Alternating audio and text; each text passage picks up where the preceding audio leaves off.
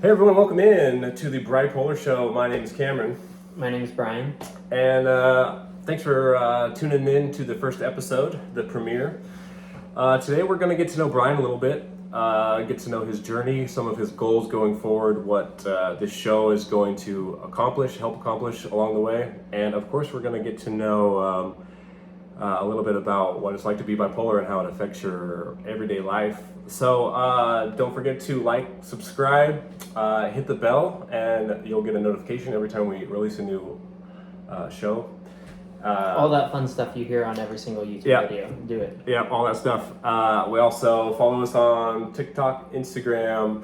We have a Facebook page. We have a podcast if you just want to listen to it while you're driving. That's what we're here for. Keep you company for an hour or so. So I do want to get kind of right into the bipolar aspect of the show because of the name of the show and kind of what we're talking about here. Something that I've researched quite a bit because my grandma had it, and something that's kind of near and dear to my heart. How old were you when you received an official diagnosis about being bipolar? I was 27 years old. It was April 17th, 2021. Oh, wow. Yeah, I remember I had just gotten back from Spain and I was so depressed for so long, right? And so, you ride the highs when they're going well and then the lows happen and you just try to stomach those the best you can. But I was in this prolonged period of low for about 11 months. And I had just published a book, or I'd signed a book to publish. And I remember thinking, this was going to be it. Like, I'm not feeling happy because I'm not accomplished in my life, or because I'm not successful, or because I'm single, or because I'm, who knows, whatever reason. You make up reasons. And then there was this one thing was like, well, I'm going to have this book that's going to publish, and it's going to change everything. I'm going to just instantly be happy when that publishes. And it published on April 17th, 2021, and I felt no different. Wow. No different whatsoever. And I just cried in my car for like 3 hours. Went to my mom after. She took me to a therapist, got the diagnosis. Went to a different therapist, got the same diagnosis. Oh, so you didn't accept the first diagnosis, or? No, because, I've seen the movies, like you hear bipolar people on TV, it's like they're yelling at the cars on the highway, And Sure. And it's all like, I'm bipolar, that means I'm going to be homeless and broke and alone for the rest of my life. That was the stigma to it, at least in my head. Sure. And so it was tough. I still remember my Spanish publisher sent me a message telling me that I needed to do a video promotion on YouTube. And they sent me a script, and I was reading it in the Sacramento River. And I just kept having to pause because I was crying during it. Wow. And I was like, okay, this is me amo Brian, and I started bawling. Oh, no. My parents are filming it. They're like, don't cry on camera, son. I'm like, it's okay. But no, it was that day. And then I've slowly come to grips with it over the last couple of years. It's been a challenge, but How old are you now? I'm 30. So I was 27, now I'm 30. Turn 31 next week, or 2 weeks from now. Oh, happy birthday. Thank you. So that's so I understand that it usually is like onset when you're like a young adult, like teenager. It's usually kind of a young adult thing depending on the person. So it's interesting in that regard because I feel like there was signs. I don't know if, I know it really kicks in when you're in your late teens, and I'll tell you when it kicked in, but I was odd as a kid. I had sensory integration disorder, which is, I had to go to Stanford for occupational therapy when I was 4 because, I couldn't process senses. When, for example, light touch would set me off. I remember I got kicked out of preschool because I choked out a girl during a game of Duck, Duck, Goose. Because she touched you? She touched me on the shoulder. I needed to show her that was not okay. Oh. So I got kicked out of preschool, and so Wow. and then I'm the only person I know that doesn't like music. Yeah, you are the only person that I know. That's a common thing with autism, right? Being. Yeah, they thought I might have been autistic. Okay. I'm not. I'm probably on the spectrum somewhere though. And so anyway, so I had all these signs of oddity growing up, and then it wasn't until there's 2 points in my life where I can point to when when the bipolar kicked in, and one was after junior prom, my junior year. I made a bold play and I asked the hot senior girl out, and she said yes. Nice. Yes, and Mariah Zoll, and we went and I liked her, and she liked my friend, so they started dating after that. Oh. So I got really depressed, but I didn't really know her that well. So looking back on it, I don't think I was depressed from that. I just think it was the trigger of like me hitting my first low. And so I would take like 10-hour walks, like barefoot until my feet bled, like crying the whole time. And just like, because, okay, so the one thing that I would say about this is when you're in a down, if you have bipolar and you're listening to this, you can relate. But if you're in a down period of time, everything is the worst, right? So like, we all live lives where we have, like, we'll stub our toe or we'll get caught in traffic or, small stuff that would normally you just shake off. When you're in a down, you just can't shake those things off. They pile up and you fixate on them, and then you think those are the reasons why you're unhappy. So I was like, this is why I'm unhappy. And then I hurt my back. I couldn't play sports, which was my outlet. There was probably 6 or 7 other things I was pointing to, but really looking back, I was just in my first down. Sure. And then the first up was significantly more fun of a story. It was like 2 a.m. one night. I was trying to go to bed, and I remember trying to sleep cross-armed because I was like wired. Just eyes closed, 7 hours, time to go to school, not 1 second of sleep. Wow. And then I did that, and then I didn't sleep the next 4 nights. At all? At all. Senior year of high school, first month of the year. This would have been like September. And I mean, I was still playing basketball practice and like living and functioning on 5 days no sleep. And I just thought it was cool. My friends would be like, "Hey Brian, did you sleep tonight?" I'd be like, "No, guys." Like, we didn't know any better. And the first night was boring, so I learned from it. So like the second night I was doing like air squats in my room. I made cookies for 3 of my classes. I made a cake for my teacher, Senora Silva. That was probably when it first kicked in, like looking back on it. Yeah, and so like you hear, it's common that like, in a manic phase, people are not sleeping a lot. But I always wondered if that's like, is that like you're sleeping 5 or 6 hours, you're sleeping 2 or 3 hours, or it's like literally no sleep? I'm like, it's like you drive the car until it crashes. Okay. So I'm going full speed on the highway, and then I collapse for 4 hours, and then I go 3 more days. Oh. So like Okay. I wrote a Spanish book, the one that I referenced, the one that got published. I was abandoned on a farm in the south of Spain by a friend, and so I had no Wi-Fi, no data, so I'm just stuck there with nothing but a computer and my thoughts, which is not a great place to be if you're bipolar. And I wrote the book in 12 days, and I slept 3 of those days. So I was just like plugging away. And I'm, as a typer, I'm a right index, left middle person, like I'm not one of those fancy 5-finger people. But, just pecking away, lo and behold, have a Spanish book. Wow. And so you're able to, it's kind of addicting because you can do things like that. Like you can accomplish the world in short periods of time. So that's probably, if I were to say anything like going on the medication, that's what I miss the most is I can still do everything. I just do it slower and I feel not as Superman-like. Yeah, and I think it's a pretty common complaint.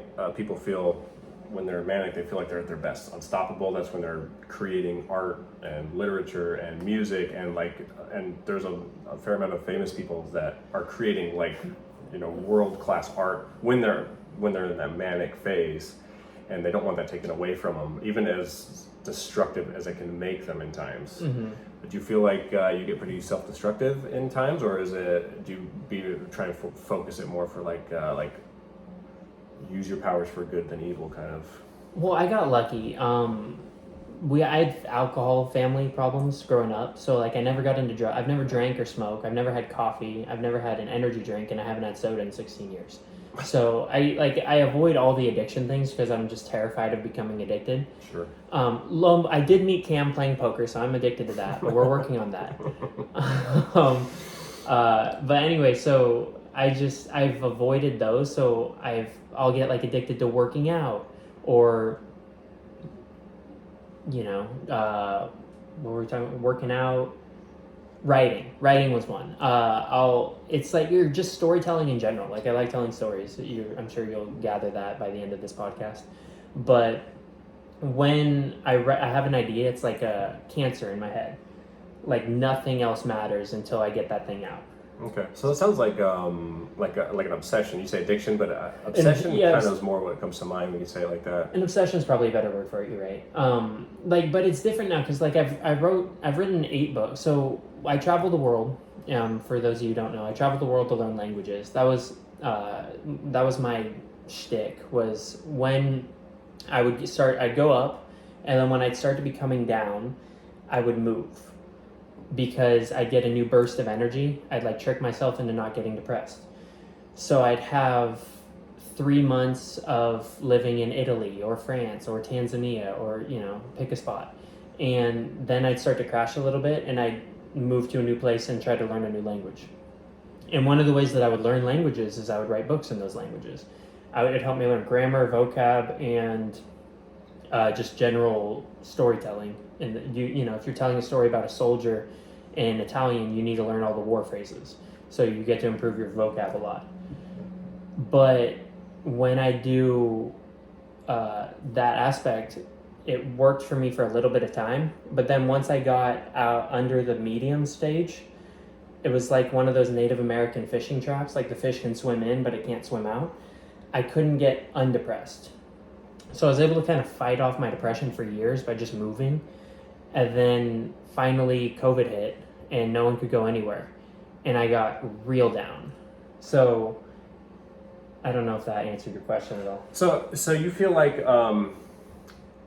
so one of my questions is, do you feel like there are like organic triggers that can send you in one direction or the other, or you can kind of manufacture that? A little bit of both. Organic triggers come from like hopelessness in terms of if I don't have a project that I'm pursuing, the worst thing I can have in my life is idle time, or just no goal.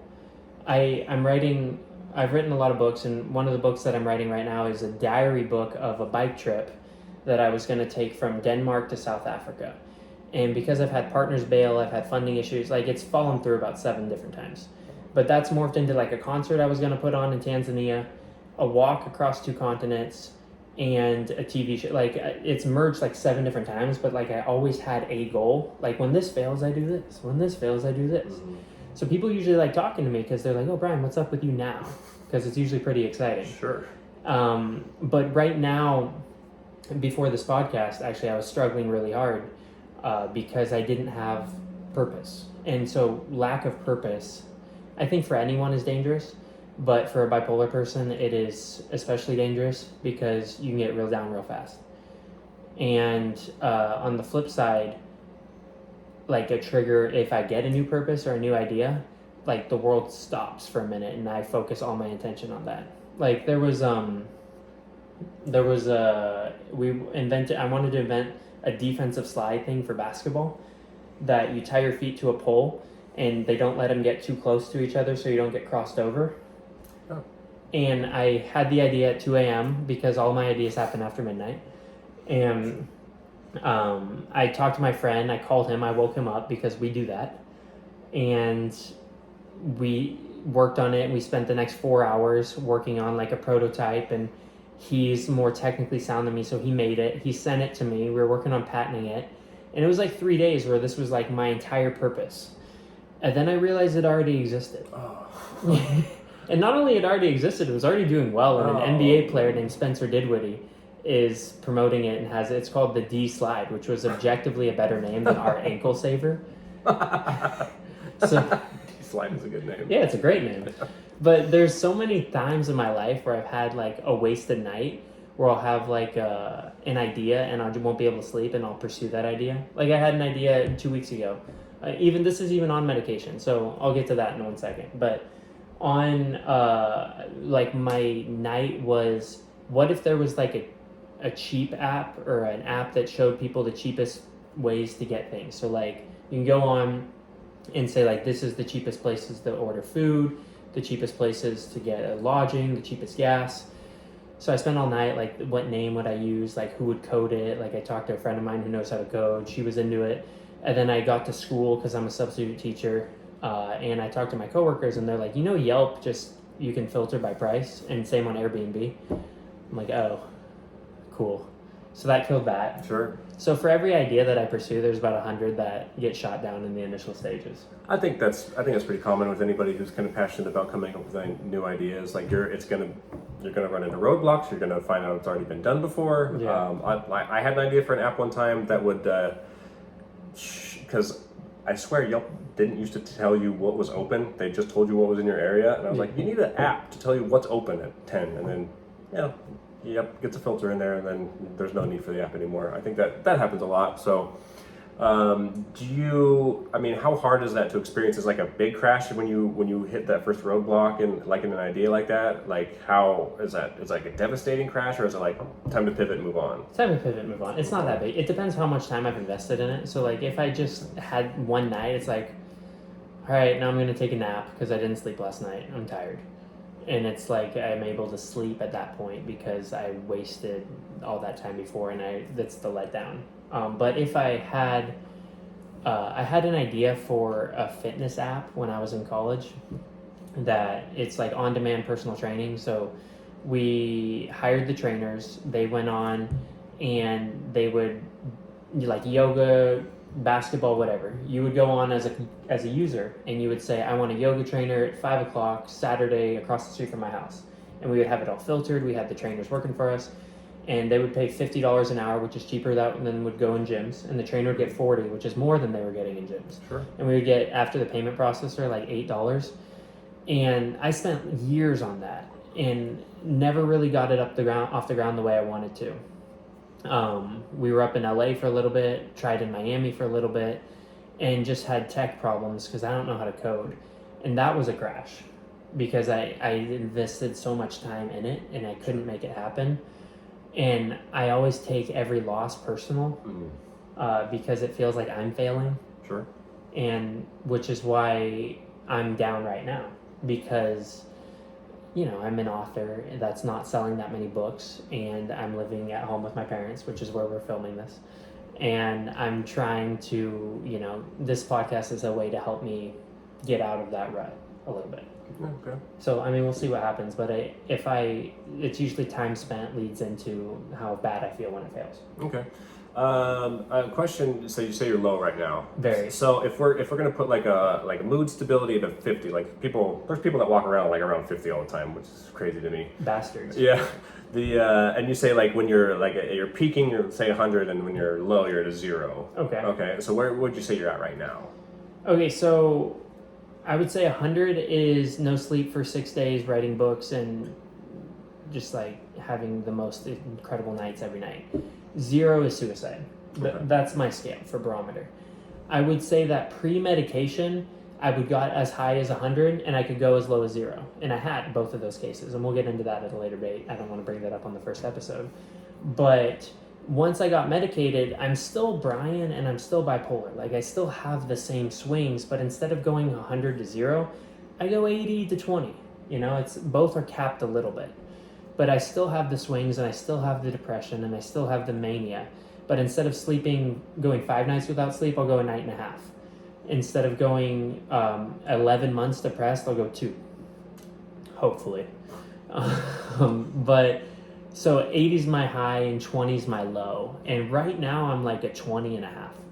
Okay. Yesterday I was a 20. I'm peaking a little bit. And I thought it'd be kind of fun to do this podcast. And this podcast will help, I think, give me something to do, some purpose, to show you guys that if you're watching this, like, and you are bipolar, that, yeah, it sucks sometimes. But I hope that you guys can follow my journey as I go up.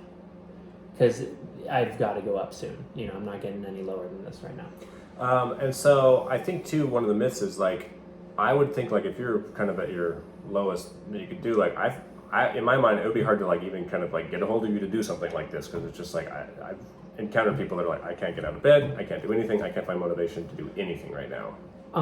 Yeah, there's some of that. So like I've always been generally pretty motivated, but I like in the last week to 8 days, I've 3 different times I was going to bed and I realized I forgot to eat.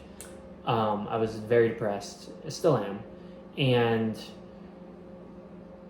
it's just like getting out of bed is hard, but this helps.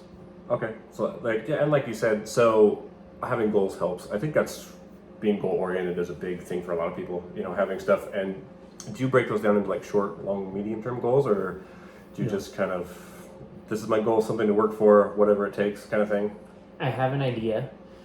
I think I can do it. I give it everything I've got until I do it or fail, and then I move on. Okay. So, you know, it's funny. I saw. I can't remember if I heard this on like a radio show when I was younger, or I read it in a college textbook or something. But I read somewhere that humans aren't supposed to have long-term stressors. We're designed to be like short-term oriented, like don't get eaten by this lion, or you know, Sure. Yeah. some regard to that. But when we have things like debt, finals coming up, relationship trauma, it creates cortisol, and I could be wrong. That sounds right. If you're a doctor, you feel free to correct me. And it creates like long-term health issues that we like blood pressure and more likely risk of cancers and stuff like this that this generation and this world will have that they didn't 3,000 years ago. And so, like I do think it's healthier to have like a lot of short-term goals. And so, like I always get frustrated when people say like, "What do you want to do with the rest of your life?" I want to do like 75 different things, and I want to do them all perfectly, and I want to be the best at all of them. Sure. I don't want to be like a teacher because I hate that. Although I'm thankful for my job.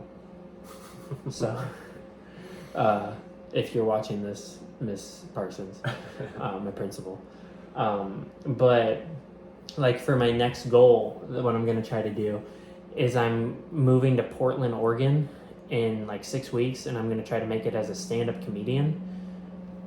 Because why the hell not, you know?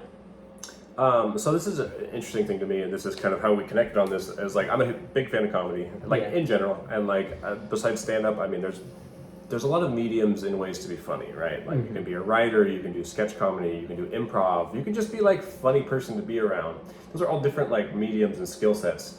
And what's interesting is I honestly believe that stand-up comedy is probably the hardest of those. Like, I think it takes the longest to kind of learn your voice, learn your audience, and like, I think it's the hardest. So like, it's a very ambitious goal. Yeah, I think I'm gonna have a niche when I do it though, in terms of I'm not necessarily too worried about being funny. I know that's kind of just counterintuitive to stand-up comedy. I think I can be funny in the course of learning how to, you know, I've had funny experiences and I can tell those jokes. But if I can just get on stage and talk about my life as someone who's had to be the most interesting person in the room out of necessity, out of boredom, out of mania, out of all the other reasons, if I can just get up on stage and be interesting, then that'll give me more of a margin for error of like, if I have to be funny every 45 seconds, if I'm a regular comedian, now maybe I only have to be funny every 2 minutes because they're enjoying the non-funny parts. Sure. And you see, this is what I see like in the evolution of comedians. Like they get a special. They've been doing comedy for 10, 15, 20 years. And so it's a culmination of all their material, right? And it's usually really good because it's like, what do they say? You have a lifetime to write your first novel and, you know, a year to write your next two or something like that. Yeah. I believe comedy is the same way. And a lot of times someone's first comedy set has a ton of material, a ton of jokes, and it's really good. And then they're like, we want you in a year from now. And it sucks. And it does, and it's a lot different, but it is a lot like kind of the style you're talking about. It's usually more story-oriented. I like it. Story-oriented. Yeah. And what it does is it lets them kind of use the space. They're more comfortable in these hour-long sets. Like doing a 2-minute set when you're first starting in comedy is super hard. It's really, really hard. And like if you can get that to 5 and then 10 minutes, it's like I've heard and I just know this because I've heard so many comedians talk about like the journey and the process of it, and like bombing over and over and over and over and over before they get a couple laughs, and then they kind of learn how to navigate the space of the joke and elongate it, and it's working this night and it's not working this night. So it's a big process, and but if you, like you said, if you're a good storyteller and you can kind of lean into that, like that sounds like your best bet on doing it. Also, like bipolar confidence is a real thing. Okay. So I don't know if it comes from the mania or just the bipolar itself, but like I legitimately feel like I can be the best at anything I can do always. And that's not always been the healthiest process, because what it's led to is I've had not a lot of plan Bs in my life, because anytime I come up with a plan, I think I'm going to just smash it. For example, I was going to the NBA. I didn't. And now then I was going to be the most famous author in the history of the world. J.K. Rowling was going to be so jealous of me. And I've sold like not that many books. And I don't even know how many. It's not a lot. And then I was going to have an app that was going to rival Uber. Didn't make any money on that. Lost a lot, actually. So watch out if you're starting your own business. And with this comedy thing, I'm just like sure that I'm going to kill it eventually, or right away, right away. And how come Portland's where you want to go for that? Because it seems softer than LA and San Francisco in terms of like it seems easier to get on stage and I won't get booed a lot right away. That's what my sister wants me to say. But my uncle has a house there and the rent is free. Oh. So yeah. you guys can decide which answer you think is more true. Yeah, and like, yeah, if you can just, like, to my understanding, it's just getting up there at any chance you can get, and a lot of times just like doing it for free, doing it for cheap, doing it and just doing it and doing it and doing it, like anything, like any kind of new skill set. Let's just doing it. And it's interesting because when I had to do my past jobs, or my past desires, like the basketball or the fitness app or whatever, I'd have to do like DoorDash. This was 2015 when it was just starting out, or delivery driving, or a Starbucks barista. I've had like 55 jobs. I was bartender. It was funny enough, bartender, never had alcohol. Starbucks never had coffee. A bouncer at a bar. I've never been in a fight because like that sounds like no fun. And I've been an author, and I'm crazy dyslexic, so I've never read a book. So I have a lot of experience in just like winging it and having it work out. I forgot where I got on this tangent. What were we talking about? What are we talking about?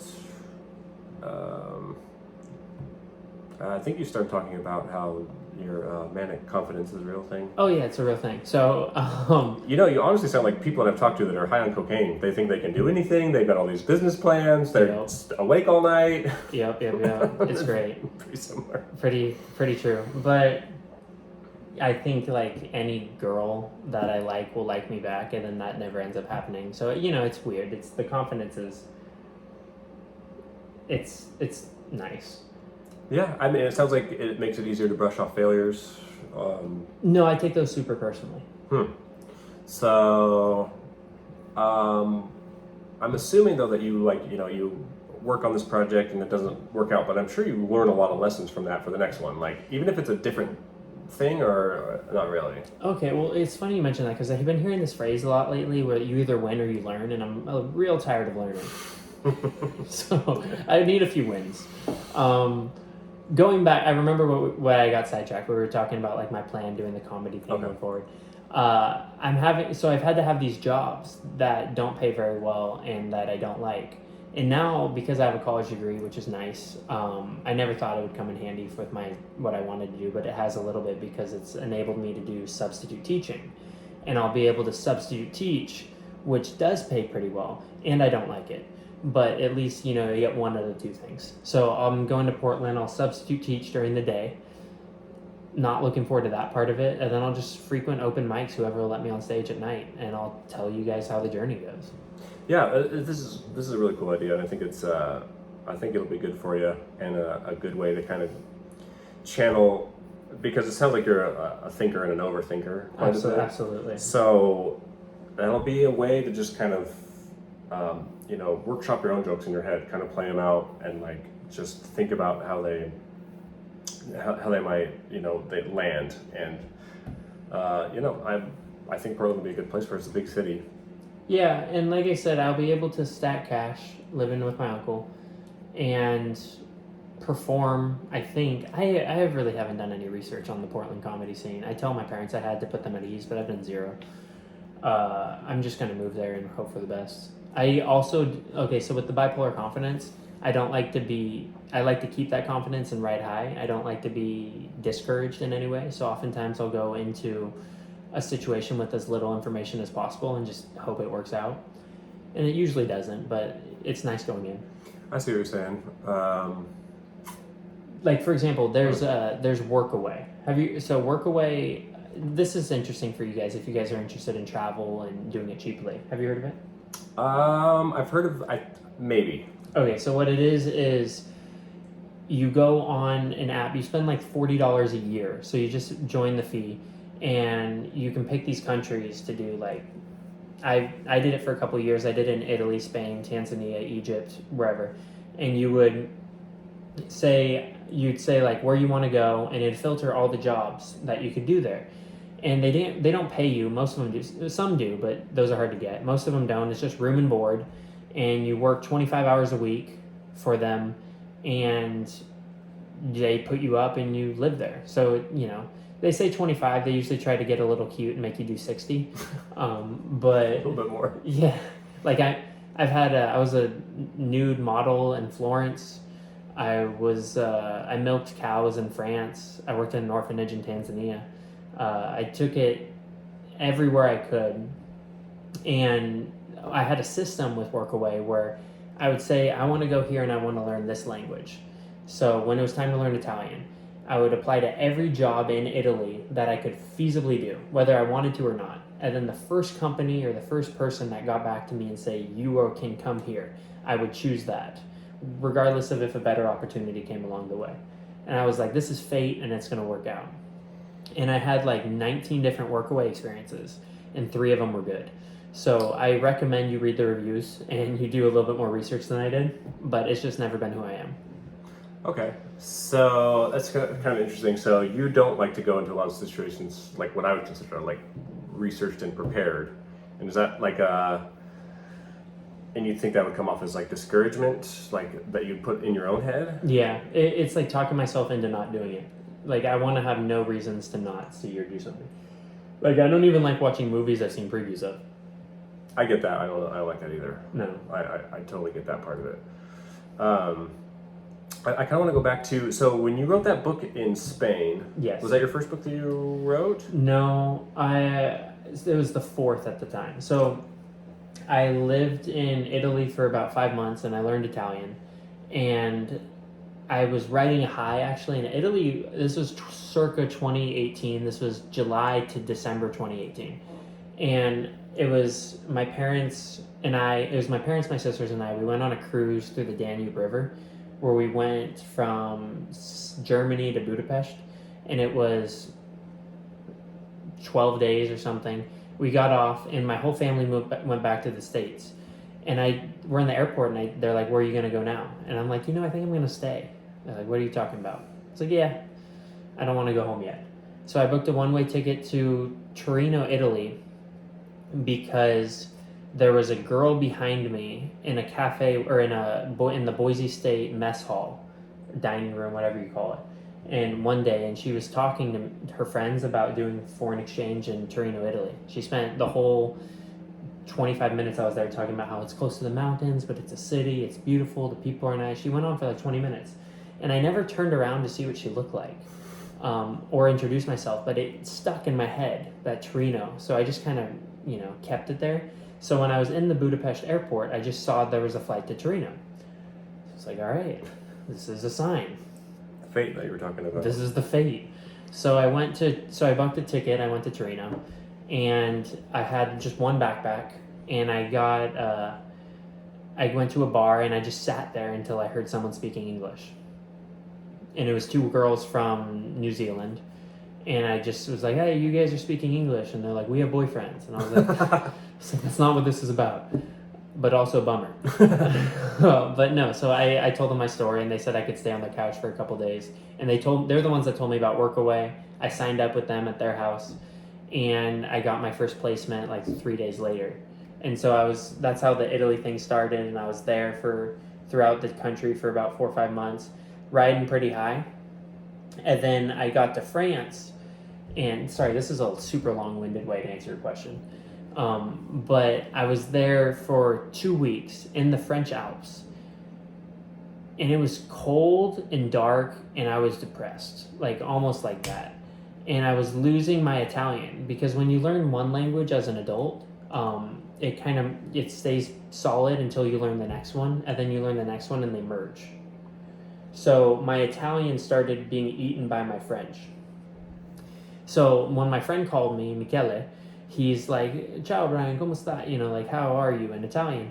And I'd be like, "Oui, oui, oui, je suis bien." Like I would start speaking in French back, and it was super frustrating to not be able to just have a conversation with my friend. So I started writing a diary in Italian to keep up the Italian language as I was learning French. I was like, I'll keep both at the same time. But there's only so many days in a row where you can write, "It's cold and I didn't go outside." So I was starting to lose my mind writing that every day. So I was like, okay, I'll write a story. And then I started writing an Italian historical fiction about a soldier during World War II. I just took a concept. There's a movie, I want to say, with Joaquin Phoenix. It might not be him, but it was like Ladder 49, I want to say. I watched it when I was like 9 years old. It just kind of stuck in my head, where this firefighter falls back and he's like dying, and the rest of the movie is a flashback on his life, how he got to there. So I just did the same concept with the dying soldier. So I kind of ripped that off, where a soldier gets shot, first page, he's dying, and then the rest of the book is like a lead up to that point, and as he wonders if he made the right decisions along the way to get to that point. So that was the inspiration, but it's not like I was like an author. I was just bored. And I would go in these manic episodes while writing, these depressed mania, I would call it, because I was still depressed, but I was still having the manic episodes, where I would write 75 minutes or so at a time, 75 to 90 minutes, start to get a headache because I'm dyslexic, and then my brain would get really hot and I wasn't sleeping, so then I would take off all my clothes, I would get naked and I would lay in the snow until I'd start to shake, and then I'd put my clothes back on, I'd come and I'd write, and I'd put in like 16-hour days of that, and then I'd have to watch I was staying in the Alps in France, I was watching some woman's kid, I'd have to do that the other 8 hours, and I was sleeping sporadically. But when I wrote the Italian book, I finished it in 26 days. It was, at that point, it was the highlight of my life, because I didn't know I could do that, writing a book in a language I had just learned for 4 or 5 months, riddled with errors, grammatical mistakes, plot holes, everything didn't matter. I had done it, I'd completed it, it was awesome. So that's when it kind of dawned on me and that improved my Italian a lot, how good it felt to do that. And so I wrote, I did that same reasoning when I went to Tanzania. I wrote it's kind of sexist there, where the women are treated as second-class citizens. Wow. Like they're supposed to cook, clean, and they're not really supposed to be given a voice. And I didn't love that. So when I was having some issues in the orphanage where one of the girls was getting bullied, so I wrote her a book, whereas she's the protagonist. It was about a girl who is getting bullied because she speaks to elephants, and she goes on a trip with the elephant, and there's a fire, and the village is burning, but she's able to convince the other elephants to use their trunks and grab the water and spray it out, and she becomes the hero. And it's simple, it's for kids. And I wrote it for them, and they have it. But that was also a good feeling. It was like, okay, and now I can write something that other people can get a little bit of joy from. And then in 2020, I was home during COVID.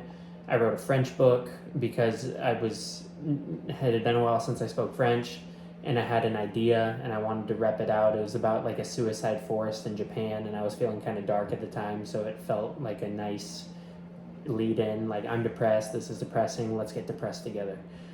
And so I had written those 3 books first, and it wasn't until I got to Spain, where these were just chilling on my laptop, that I wrote this 4th Spanish book.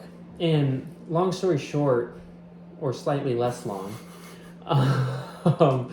I was in Egypt before I went to Spain, and I was having a miserable time. This was when I was close to zero, and on the 100 to 0 scale. And there was, I was in the airport, in the Cairo airport, and the only way to get into Spain, because this is second round of COVID, October 2020, September 2020, is you had to either be a Spanish national or you had to be a student. So I was in the Cairo airport for a day and a half, no food, no water, because they shut off the drinking fountains because COVID, and none of the places were open. And they wouldn't let me in the airport, just like the place right outside. And I don't know if you've been to the Cairo airport, but it's just a desert, so I can't like walk to a McDonald's. Wow. So I was just like hungry and thirsty. And finally I was able to get a hold of like a Spanish tutor and pay her and have her write a letter saying I was a student, and that got me on the flight. Wow. So I was on the flight, I'm staying in Spain, I'm with my friend, she abandons me at this farm, I write this book, but I still have paid for this week and a half lesson of Spanish. So I was like, okay, instead of just getting a Spanish lesson, what if I use her to edit my book? Because no one's ever, besides the orphans in Tanzania, no one's ever read anything I've written before. So I go to her and she's like, Brian, this is actually decent, you should try to get this published. So I sent it out to like all 200, there's a database of all the publishers in Spain. There's like 340 of them, or at least there were in 2020. I don't know if that's adjusted down or up. And a couple of them got back to me and said they were interested. One came back to me and said they'd do it. So then they published it. And then from that point forward, I'm a writer, like now all my books are in English because I don't want to hand-tie myself with the inability to speak something as well as I would like to. And I ended up a year or two later going to an Italian publisher and getting my first Italian book published, and I've been on tour for that where I've promoted it a couple different speaking engagements, and that's gone well. But now, like, the difference is when I write, then it was like 12 days, 15 days, 26 days. Now it's like 3 to 4 months to write a book. It's terrible. Anyway, that was a super long answer. We're going to put a link to, if you want to check out any of those books, in the description below, so you can check that out. So look down below if you're interested in looking at those books. I forgot did I answer your question? I feel like I was all around it. Yeah, it's okay. We're a little scattered. We're still figuring this out. You finished writing a book. Your first one, you said you were very you're proud of the work. There's errors and plot holes and stuff, but you felt like a sense of accomplishment. Yes. Does that? Do you feel like you have a very legitimate that was good, I'm proud of my work, and it was objectively good, or do you feel like you can be clouded by your own personal biases on your work? It's a great question, by the way, because it's an interesting answer. With the bipolar confidence, I'm writing, I don't know if this is a writer's thing, but as I'm writing a book, that was brilliant. I'm taking snapshots of sentences I write to send it to my friends, look at this funny thing I said, this is awesome, and they're like, okay, Brian, and I'm sending my parents look at these 2 sentences coordinated. And I just am convinced that every book that I write is the greatest book that's ever been written. Until I finish it, and then the second I finish it, this sucks. This is the worst thing that was ever written. Why did anyone write this? This is terrible. Then all the doubt comes in. So, because I'm no longer writing the high. And I don't edit, because I'm dyslexic, I've never edited any of my own stuff. So I send it out. And the worst thing that usually happens is people don't respond when I send it out. They'll ask to read it, and I send it, and then what probably happens is their life gets busy, and then they don't end up reading it. But in my head, it's oh, they hated it. And so, I don't know, the error, I have but I don't go back, and after I submitted to a publisher, they edited it, but then I didn't check over what they did. I just have to trust them. Wow. That's an interesting process for sure. I know, probably pretty unique for a writer to not edit their own work or read the... No, just got to trust it, which I think goes well with my workaway philosophy. Just got to trust it.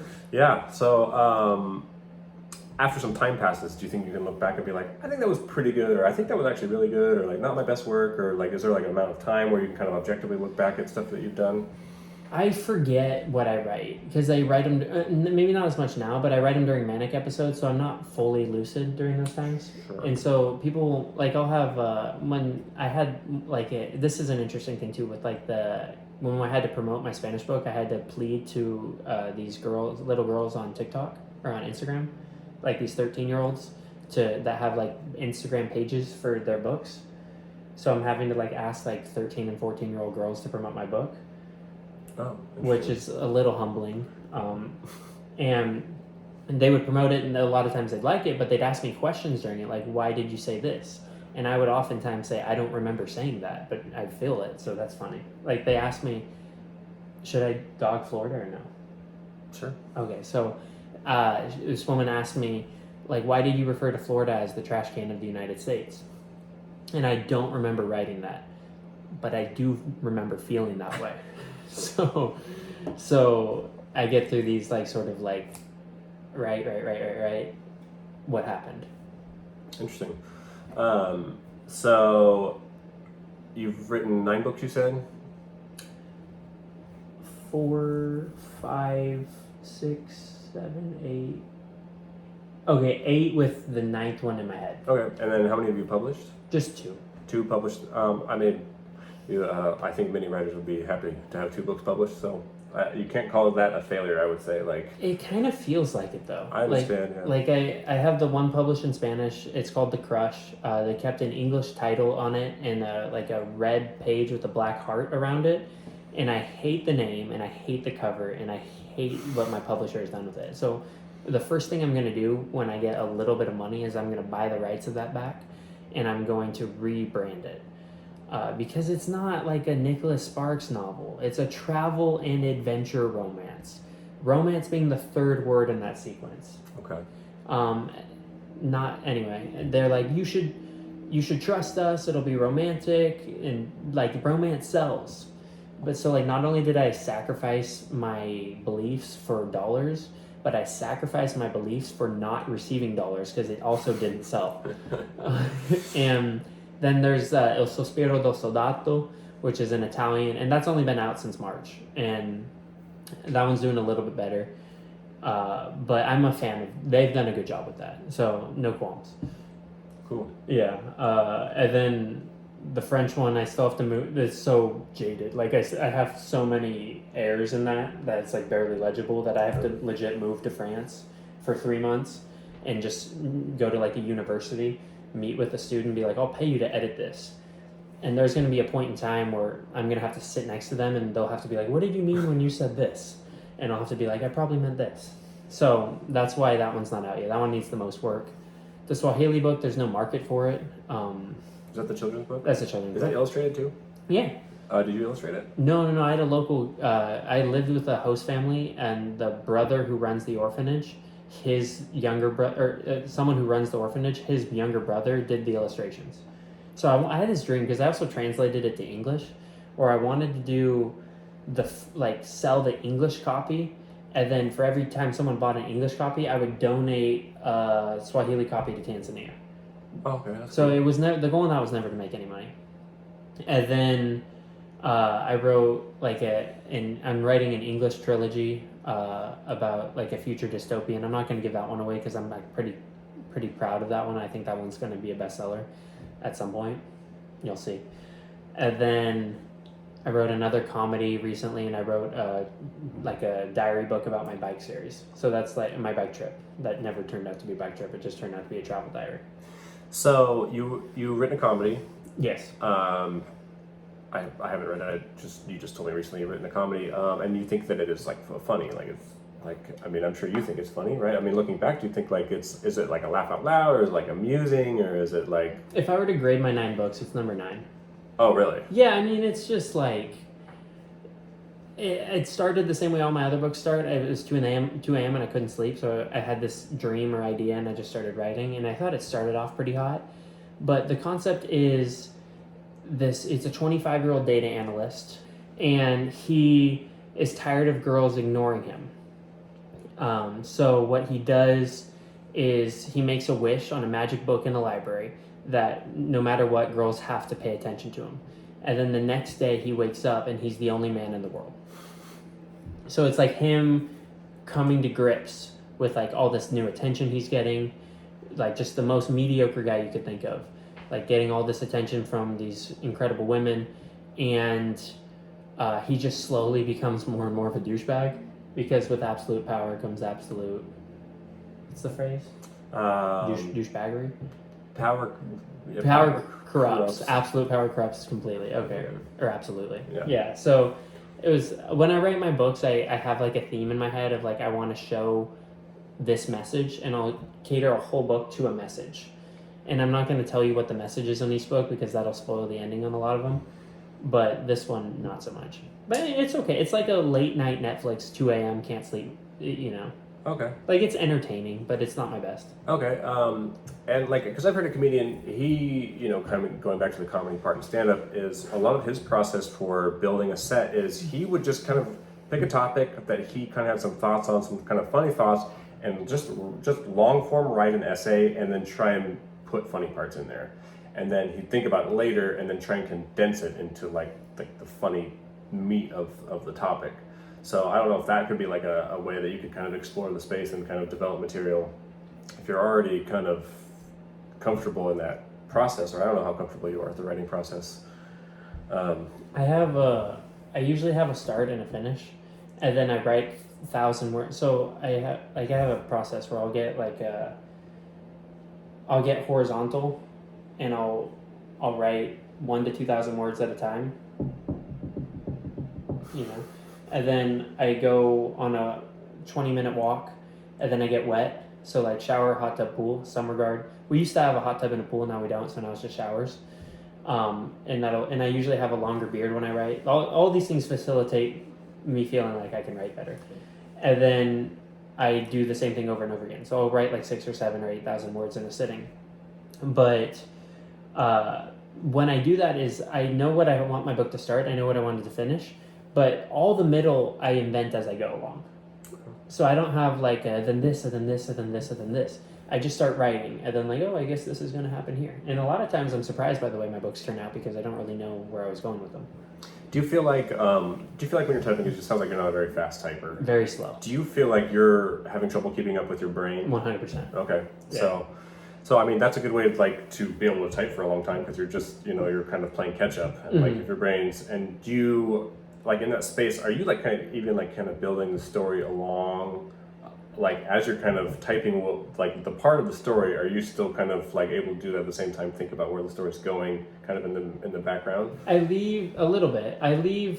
So I'll write the 1,000 to 2,000 words, and then I'll write like 2 sentences before I walk, and that'll remind me when I get back like what I was going to say. Because I'm usually ramping it. So I'm usually ramping up toward the end of my period to where my ideas are getting better, but the mistakes are getting more prevalent. Like my brain's getting tired. So I need the break for my brain, but the ideas are hot. So I keep the ideas there, and then I start. So if I were to write 2,000 words, the first 1,000 words takes 40 minutes. The last 1,000 words takes 20 minutes. Oh, wow. That might not be accurate at the times, but the ratio should be. Oh, wow. I see. And I've dabbled in some writing, and I know one of the appeals for me is it's like, you're not a reader, right? You said no, not at all. You had to write in school and stuff a little bit. No, I would lie. You just lie, yeah. I would lie. Kind of fake it. Yeah, there's 2 ways that this is pre-Google and pre like software that they could check it. But when we'd have to do book reports in school, if we were reading like a class presentation, like if we all had to read The Grapes of Wrath or something, I would just take like Once Upon a Time in a Land Far, Far Away, or whatever.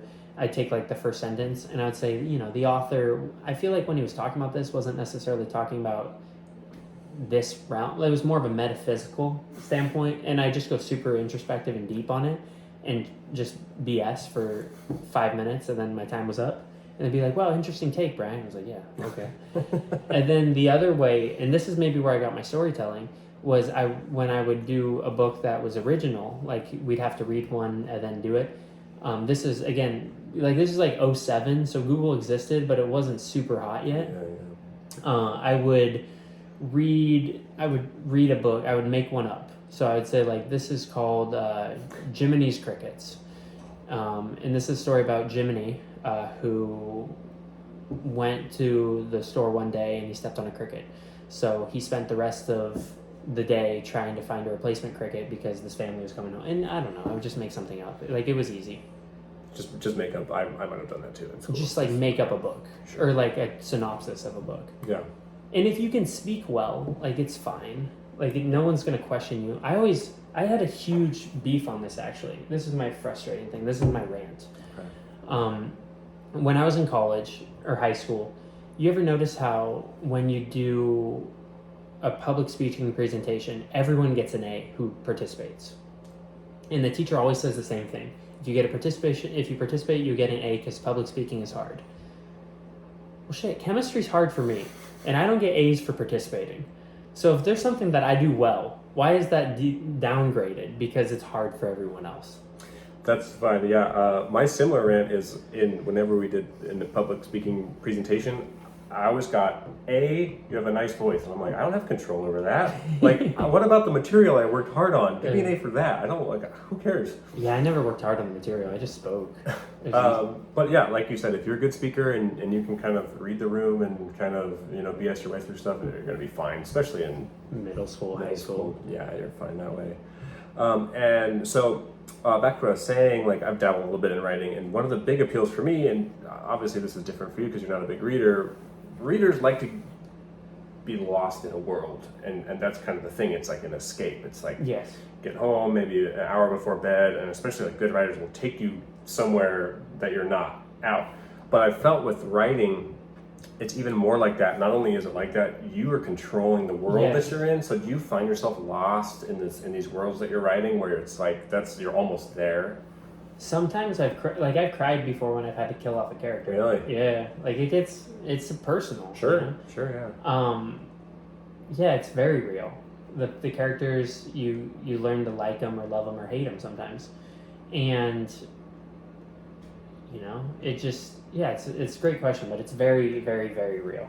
Okay, yeah, that makes sense, and like that can definitely be appeal of what gets you. Like, I want to go back to this world that I'm creating, and when I write, I'm usually not doing super hot mentally, and so it's nice to escape. And the more that I've done my own mediums, whether it's a YouTube channel or which we're doing now, and I've had the smaller one in the past, or books. There's more of a high that I get from that than I do consuming media. So as I get older and I start doing more of my own stuff, it gets harder to watch movies. It gets harder to watch TV. It gets hard. I never read, but it gets harder to watch like social media. I just find myself less engaged with it. Sure. Yeah, that makes sense. It's someone else's world. It's not mine. Yeah. No, I totally get it. And I do believe that most people are consumers of content, and then there are creators. You know what I mean? And I think that there's a pretty big delineation between that, and some people are just a lot more comfortable creating than they are consuming, but it's a lot harder, creating. Yeah. Yeah, I mean, I think, to me, I don't know, it comes the other way. Like, you say it's a lot harder, but for me, creating is like breathing. Okay. Like, if I can't do it, I feel like I'm dying. Oh, wow. Wow. Which is why substitute teaching will be the death of me. So you said you don't like teaching, you don't enjoy it? Not any part of it. Does it have to do with the kids? Does it have to do with... The kids are fine. Kids are probably the best part. They like me. I, for the most part, like them. There's some difficult ones in every class, but that's whatever. It's just, I don't like doing the same thing every day. Okay. I don't like having a set schedule. I don't like to feel as though I'm not progressing my career and my goals. And there's nothing, and I'm sure 99% of people can relate to this. Like, when you're just working for a paycheck, there's no part of it that's like, and part of it's like, I don't have the motivation of a family or kids where I can be like, I'm doing this for them. I'm just doing this for a paycheck. And then I get depressed and I usually blow the paycheck on something stupid.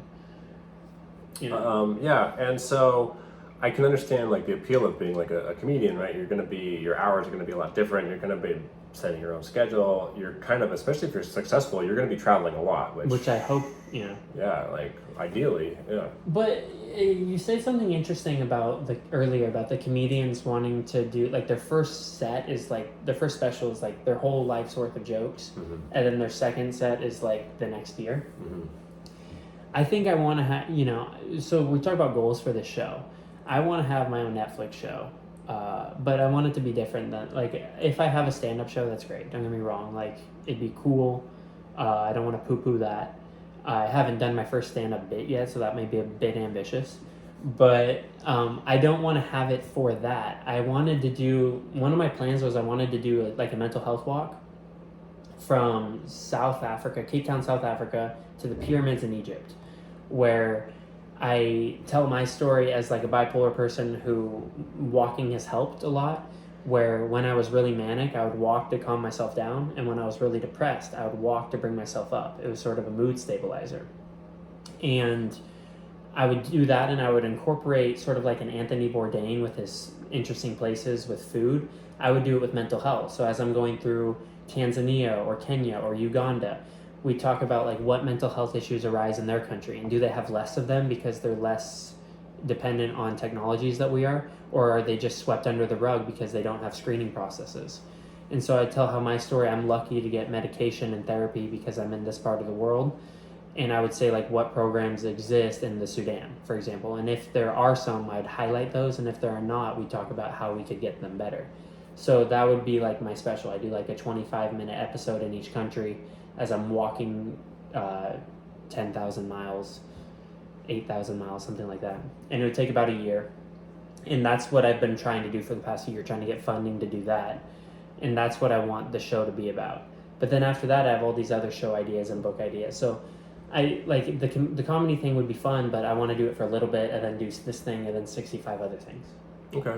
Yeah. So I think the show's good. I mean, just getting used to, having a screen presence, a show presence, a podcast presence, a way for people to kind of relate to who you are and learn your story, and then hopefully we can build that up and then work towards that direction. So I think we're starting in a good place doing that right now. Kind of, you gotta have like a step off point for that, and so I think this is a good medium for it for now, even if it's just a jumping board, so to speak.